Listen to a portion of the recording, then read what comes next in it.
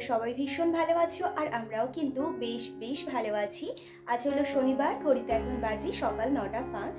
তো আজকে জানো তো আমি সকালবেলায় একদম উঠিনি, তো ঘুমাচ্ছিলাম আর কি। এই কিছুক্ষণ আগে ঘুম থেকে উঠে ওর খাবার টাবার সব কিছু গুছিয়ে দিয়েছি আর ও অফিস যাওয়ার জন্য বেরিয়েও পড়েছে। আর আজকে সকালে রান্নাটা জানো তো মাই করেছে। তো সারা সপ্তাহ রান্না করলে না ওই শুক্রবার করে আমি একটু ছুটি পাই আর কি। তো এখন যেহেতু শুক্রবারও ছুটি এখন পাচ্ছে না, তো সেই জন্য কোনো ছুটিও নেই। আর আমার না মানে ভালোও লাগছিল না, শরীরটা একটু কেমন কেমন লাগছিল। সেই জন্য কালকে রাতে মাকে বলেছিলাম যে আজকে রান্নাটা তুমি করবে। তো মা বলেছিল যে হ্যাঁ আমি করে নেব। তাই মা দেখলাম সকালবেলাতে বানিয়েছে সয়াবিনের তরকারি আর তার সাথে বানিয়েছে বেগুন ভাজা। আজকে যেহেতু নিরামিষ, তো সেই জন্য করেই আর কি নিরামিষ রান্নাবান্না হয়েছে। আর সকালবেলায় ও খেয়ে গেছে বলতে আমি এখনো পর্যন্ত খাইনি, যাব পুজো দিতে। মা যেহেতু সকালবেলায় রান্না করেছে, তো স্নান করে আসলে পরে এই সব কাজগুলো আর করতে ভালো লাগবে না, আমার ঘরে যে যে কাজগুলো আর কি থাকে। তো সেই জন্য করে আমি ঘরের কাজগুলো স্নান করতে যাওয়ার আগে কমপ্লিট করে তারপর আর কি স্নান করতে যাব। এদিকে দেখো আমি বিছানাটা সুন্দর করে টান করে গুছিয়ে নিলাম। তো গুছিয়ে নিয়ে এই যে এখন বিছানাটা ঝেড়েও নিচ্ছি। আর একটা জিনিস তোমরা কি নোটিস করলে, আমি আমার বিছানা ঝাড়া যে ঝাড়ুটা আর কি সেটা কোথা থেকে বের করলাম? হ্যাঁ, আমি ওখানেই রাখি। তার কারণ দেখো, ওখান থেকে আমার নিতেও সুবিধা হয় আর সবার চোখের আড়ালেও থাকে, যে ঘরে আসে সে দেখতেও পাবে না, আর আমারও চোখের আড়ালে থাকে। যখন আমার প্রয়োজন হয় তখন আমি ওখান থেকে আর কি বের করি। এই যে বিছানা আমার গোছানো হয়ে গেছে, বিছানা গুছিয়ে এই যে ব্ল্যাঙ্কেটটাও পাট করে রেখে দিলাম। কালকে তো একটা ব্ল্যাঙ্কেট তুলে রেখেছি, কারণ ওই ব্ল্যাঙ্কেটটা বেশ কিছুদিন আগে কাচা হয়েছে, কিন্তু আমার আর মানে যে গুছিয়ে রাখবো সেই সুযোগটা আর হয়নি। তো সেই জন্য কালকেই তুলেছি। কিন্তু শাড়িটা না একটু পাড়ের দিকটাতে না একটু ভিজে ছিল, তো সেই জন্য করে আমার আর আলমারির মধ্যে তোলা হয়নি। রাতের বেলায় ঘরের মধ্যেই শাড়িটা মেলে রেখেছিলাম, আর এখন দেখছি বেশ আর কি ভালো মতো শুকিয়ে গেছে। সেই জন্য পাট করে এখন এই যে আলমারির মধ্যে রেখে দেবো। এমনিতেই এরকম বিচ্ছিরি বর্ষাকাল, আর তার মধ্যে তো জামা কাপড় একটাও শুকায়নি। আমার যে কটা নাইটি ছিল বাইরে বের করা সব ভিজিয়ে ফেলেছি। এই একটা এক্ষুনি ভেজাবো, আর একটা রয়েছে সেটা পরে নেব। তো সেটাও কিছু করার নেই, ভেজাতে হবে, কালকেই ভেজাতে হবে আর কি। আর এখন ভাবছি যে নাইটিগুলো ভেজা রয়েছে সেগুলো নিয়ে এসে ঘরে মেলবো আর ফ্যানটা ফুল স্পিডে চালিয়ে দেবো। কিছু করার নেই, এই ছাড়া কোনো উপায় নেই। এই ফ্যানের হাওয়ায় এখন গতি হচ্ছে, জানো তো আমাদের। জামা কাপড়গুলো তুলে ফেলি। এমনিতেই প্রতিদিন ডেইলি পারপাস ইউজ করা জামা কাপড়গুলো তো আর হচ্ছে তোমার।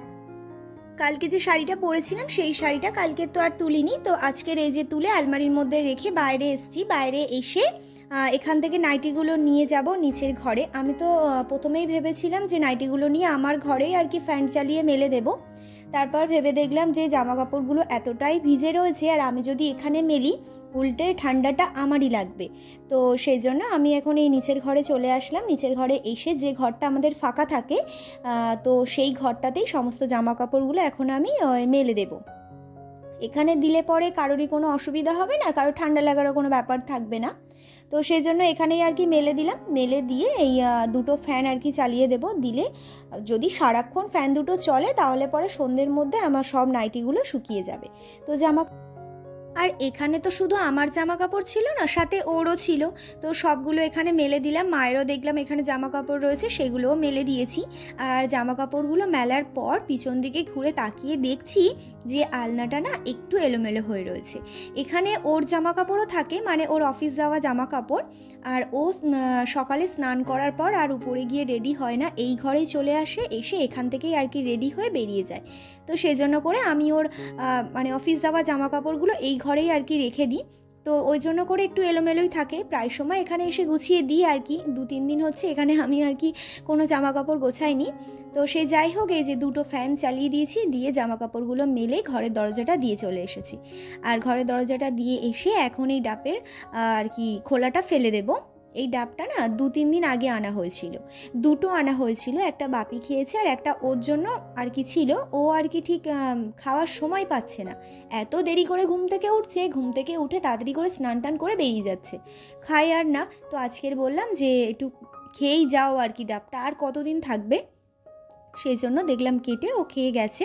আর আমি এই যে সমস্ত কাজবাজ কমপ্লিট করে এখন স্নান করে নিয়েছি, স্নান করে ফুল তুলছি। ভিজে জামা কাপড় না চেঞ্জ করে ঠাকুরের আর কি ফুল তুলছি, তার কারণ এখন যেহেতু বৃষ্টি পড়ছে আর আমি যদি ভিজে জামা কাপড় চেঞ্জ করে আসি সেই আমার জামা কাপড় ভিজেই যাবে। তো সেই জন্য আমি ওই স্নান করে একেবারে ঠাকুরের ঘরে চলে গেছিলাম, ঠাকুর ঘর মুছে টুছে চলে এসেছি, ঠাকুরের বাসনপত্র মেজে ফুল তুলে নিয়ে ঠাকুর ঘরে রেখে চলে গেছিলাম চেঞ্জ করতে।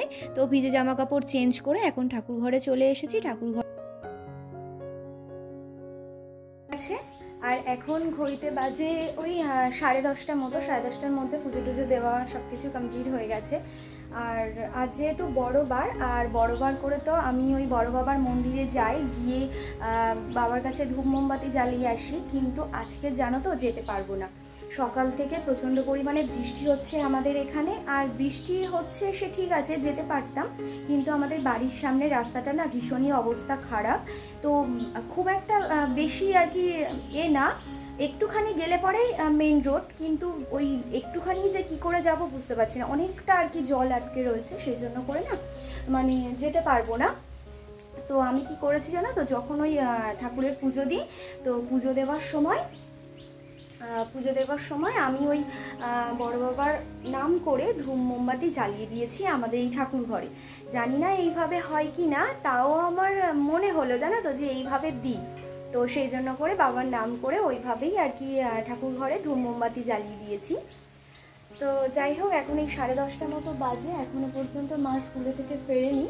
তো 10:30টার মধ্যে কোনো সময় দেখি 11টার মধ্যে চলে আসছে, আর আজকে একটু তাড়াতাড়ি আসার কথা, জানি না এখনও কেন আসছে না, কারণ এই বৃষ্টি বাদলার ওয়েদারে তো ছোট ছোট বাচ্চারা কেউ স্কুলে আসে না, আর স্কুলে না আসলে বেশিক্ষণ বসেও কি করবে, কিন্তু তাও কিছু কিছু কাজ থাকে, তো সেগুলো তো সব কমপ্লিট করতে হয়, সেজন্য করে বোধহয় দেরি হচ্ছে।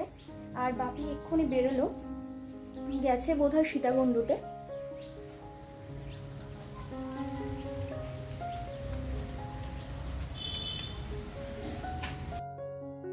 ও না কালকে রাতে অফিস থেকে ফেরার সময় টোস্ট আর কি বিস্কুট নিয়ে এসেছিল, তো সেগুলো না আমি ওই বাতাসার জলে ভিজিয়েছিলাম, ভিজিয়ে ওকে কিছুটা বলতে ওই 4-5টা মতো দিয়েছি, আর আমি 2টো মতো নিয়েছি। আর কালকে রাতে ইসাবল ভুসি ভিজিয়ে রেখেছিলাম, সেটাই এখন মানে একটু গুলিয়ে নিয়ে আর কি খেয়ে নেব। আর এই যে চলে এসেছে আমার আর কি ননদগণ। তোর জ্বর না? এই যে চলে এসেছে আমার ননদগণ, এই একটা না আর এই একটা, কত বড় বড় ননদ দেখেছ?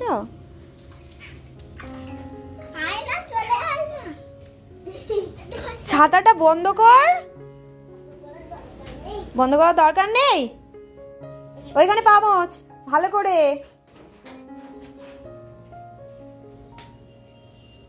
কোথায় যাচ্ছিস? এইখানে বস, এই তো এই সোফায় বস, এখানে বস। হ্যাঁ কালকে রাতের বেলা আচ্ছা ঠিক আছে, ওসব কথা বাদ দাও, তোমার সকালবেলা কি খেয়েছো সেটা বলো। তুমি ছাতু খেয়েছো? আরে আলু আলু আর লুচি, মানে আলু মাখা না আলুর তরকারি?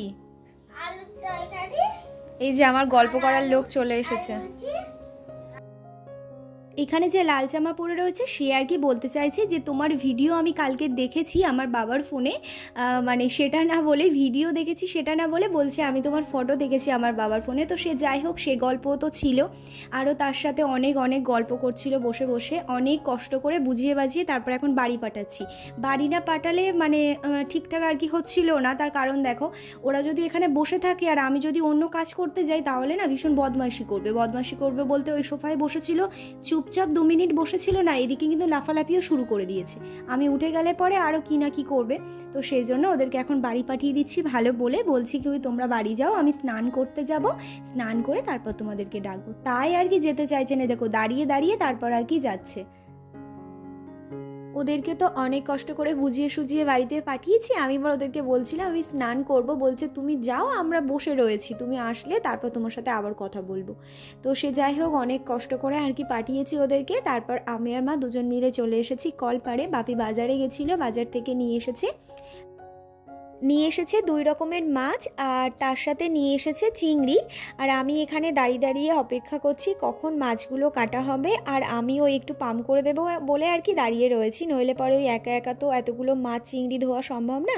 তো এই যে অনেকগুলো দেখছিলাম সবজিও নিয়ে এসেছে, এখানে দেখছিলাম অর্ধেক বাঁধাকপি রয়েছে, আর এখানে দেখো রয়েছে আর কি বিটকপি, আর তার সাথে নিয়ে এসেছিল গাজর, আর নিয়ে এসেছে এই যে এই প্লাস্টিকটার মধ্যে রয়েছে পটল, আর এখানে দেখছিলাম শসা, বেগুন, আর তার সাথে নিয়ে এসেছে কাঁচা লঙ্কা। সারা দুপুর নিচের ঘরে ফ্যান চালিয়ে জামা কাপড়গুলো সব মেলেছিলাম, আর এখন প্রায় সন্ধে সন্ধে হতে চললো, সমস্ত জামা কাপড় গিয়ে দেখছি সব শুকিয়ে গেছে। তুলে নিয়ে চলে এসেছি, তুলে নিয়ে আবারও কিছু ভিজে জামা কাপড় ছিল সেগুলো মেলে এসেছি, আর এখন জামা কাপড়গুলো পাট করে জায়গা মতো রেখে দেবো। জামা কাপড়গুলো তো শুকিয়ে গেছে, এই যে তুলে নিয়ে এসে পাট করে রেখে দিলাম, আর এখন আমি নাইটিটা চেঞ্জ করে নিয়েছি, যাব সন্ধে দিতে। এখন ওই প্রায় 6:30টার মতো বাজে, বাইরে একেবারে অন্ধকার হয়ে এসেছে। চলো সন্ধেটা দিয়ে আসি। সন্ধে দেওয়ার পর মা তো রুটি বানিয়ে নিয়েছে, আর দেখি রুটির সাথে খাওয়ার জন্য কি বানাই। তো চলো সন্ধেটা দিই।